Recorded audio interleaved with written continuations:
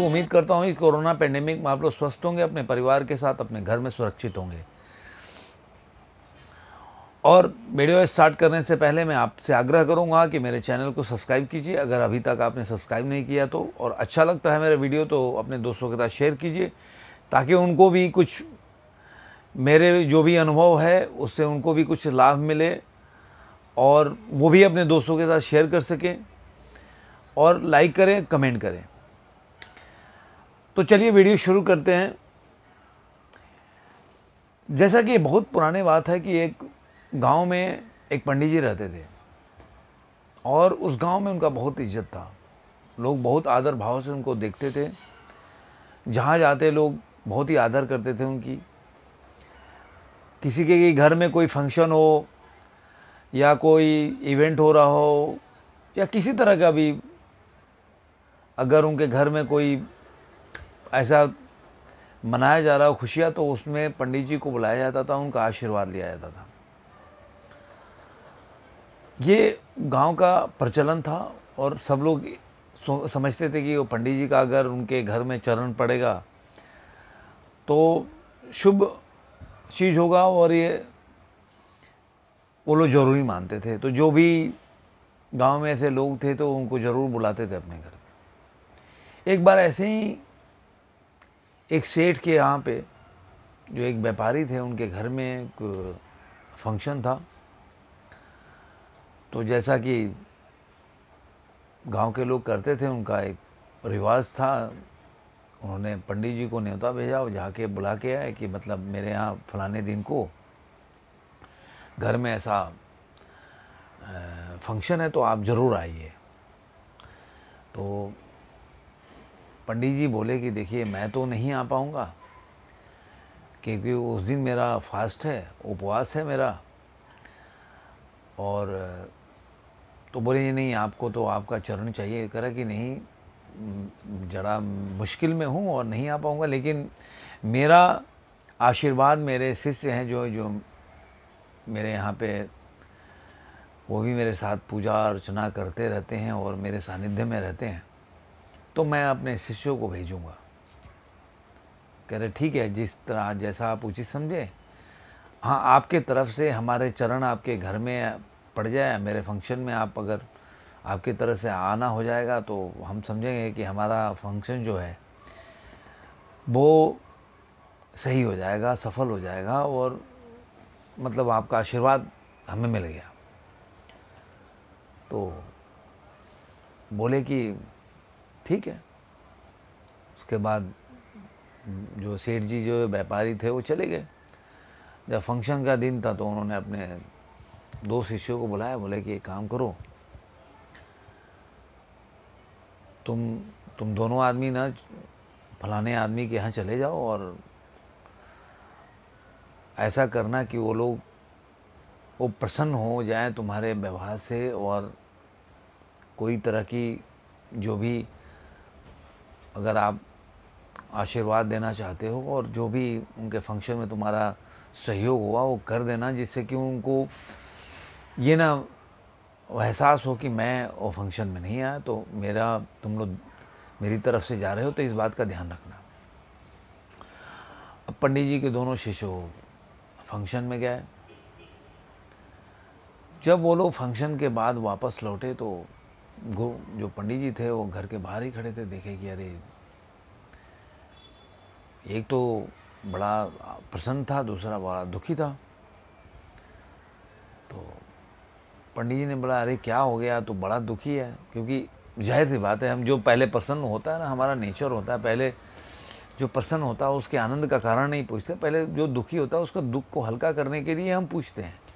ये हमारा व्यवहार है इंसान का कि मतलब उसका कुछ दुख कम हो जाए तो हम लोग ज़्यादा उसके तरफ मतलब बात करते हैं, उसको ज़्यादा हम लोग तवज्जो देते हैं। पंडित जी ने भी ऐसा ही किया कि भाई चलो उसका पूछते हैं क्या मतलब उसका कुछ बोझ हल्का हो जाए। तो वो बोला कि गुरुजी कोई बात नहीं है। तो बोले नहीं, कुछ तो बात होगी, क्या हुआ, तुमको खाना कम दिया? कह रहे नहीं।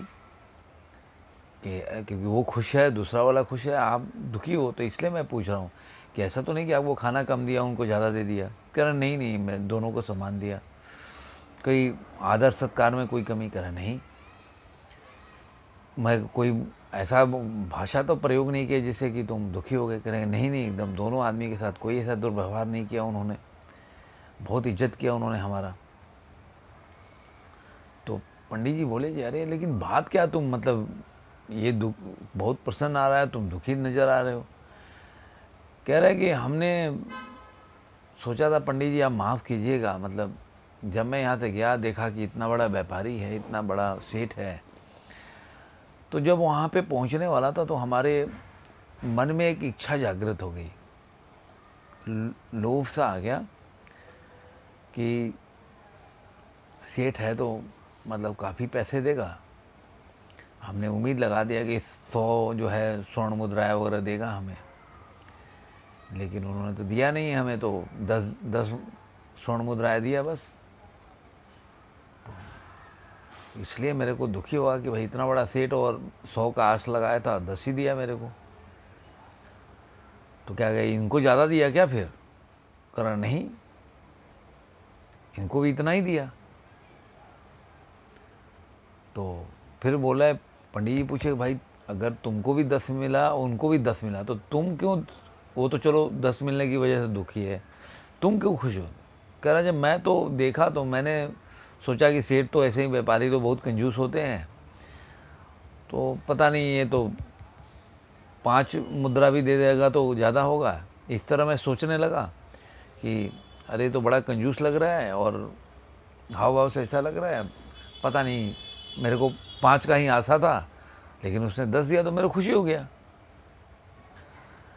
तो पंडित जी ने पहले समझाया हमको, एक तो आप हमारे यहाँ एक जीवन को सिखाने के लिए हमारे पास आते हो कि जो आदमी जीवन में परेशानी हो उसको आपको रास्ता दिखाना है। और रास्ता क्या होता है कि आप उम्मीद और लोभ अपने दिल में मत रखो। जब आप ही लोभ से ग्रसित हो जाओगे तो दूसरे को रास्ता क्या बताओगे? देखो लोभ दोनों में था, अब उसको लोभ से कम मिला या उम्मीद से कम मिला तो दुखी हो गया, उसको उम्मीद से ज़्यादा या लोभ से ज़्यादा मिला तो खुश है। लेकिन दोनों आदमी को लोभ है, और लोभ है वो दुख का कारण है, उम्मीद है मतलब दुख का कारण है। कहने का क्या मतलब है कि जहाँ भी, मैं अक्सर बोलता हूँ ये बात, कि जब भी हम उम्मीद पालते हैं, हम लोभ पाल लेते हैं, तो हम अपने को ऐसे रास्ते पर धकेल देते हैं जहाँ से वो दुख और दर्द ही मिलेगा, उसके अलावा कुछ नहीं मिलेगा। क्योंकि जब उम्मीद के बादल छटेंगे और उम्मीद का घर ढह जाएगा, क्योंकि सारे रेत पे घर बने होते हैं, तो आपका सपना भी टूट जाएगा और आपको दुख भी मिलेगा। मैं कभी नहीं कहता कि आप प्रयास मत करो, आप कोशिश मत करो। जैसे गीता में भगवान कृष्ण ने बोला है कि कर्म किए जा, फल की आकांक्षा मत कर। वो ऐसा नहीं बोलते कि आप कर्म तो करो लेकिन फल के बारे में मत सोचो। वो ये कहते हैं कि कर्म तुम्हारे हाथ में है, फल तुम्हारे हाथ में नहीं है। इसलिए फल की आकांक्षा करोगे जो तुम्हारे हाथ में नहीं है, तो उसको कैसे तुम साध सकते हो? जो तुम्हारे हाथ में नहीं है वो उसको कैसे साधोगे? कर्म को साध सकते हो क्योंकि वो तुम्हारे हाथ में, तुम कर सकते हो, तुम्हारा कंट्रोल है कर्म पे, तुम जैसा चाहे वो ऐसा कर सकते हो। लेकिन फल ऐसा नहीं है, तुम्हारे हाथ में नहीं है, तुम उसको साध नहीं सकते, वो दूसरे पे है, वो तुम्हारे विपरीत खड़ा है, तुम्हारे ऊपर नहीं है। तो वहां पे उनके कहने का ये क्या मतलब है कि आप कर्म करो लेकिन फल की आकांक्षा मत करो, क्योंकि आपको जिस पे अधिकार नहीं है, जिस पे आपका कंट्रोल नहीं है, अगर उस पे आप उम्मीद करके बैठोगे तो क्या मिलेगा आपको? दुख मिलेगा। आज का वीडियो मैं यही बताना चाहता हूं, अक्सर बोलता हूं कि आप उतना उम्मीद पालो जो आपके दुख का कारण न बने। आप कर्म करो, प्रयास करो एक गोल बना के कि मेरे को ये पाना है, लेकिन आप एक उम्मीद बांध के मत बैठो, क्योंकि वो आपके हाथ में नहीं है। जो चीज़ आपके हाथ में नहीं है वो आपका नहीं है, उस पर आपका कोई अधिकार नहीं है। आप जो आपके हाथ में है उस पर कार्य करो, उसको पूरी तरह से 100% करो। अगर वो 100% करोगे तो फल भी आपके कर्म के अनुसार ही मिलेगा। मैं उम्मीद करता हूँ ये वीडियो आप लोगों को अच्छा लगा होगा। अच्छा लगा होगा तो ज़रूर सब्सक्राइब कीजिए, अपने दोस्तों के साथ शेयर कीजिए, लाइक कीजिए और कमेंट कीजिए। फिर मिलेंगे किसी और वीडियो के साथ, किसी नए ऐसे ही वीडियो जिससे कि आपको कुछ मिले और मुझे भी बताने में अच्छा लगे। धन्यवाद। जय हिंद।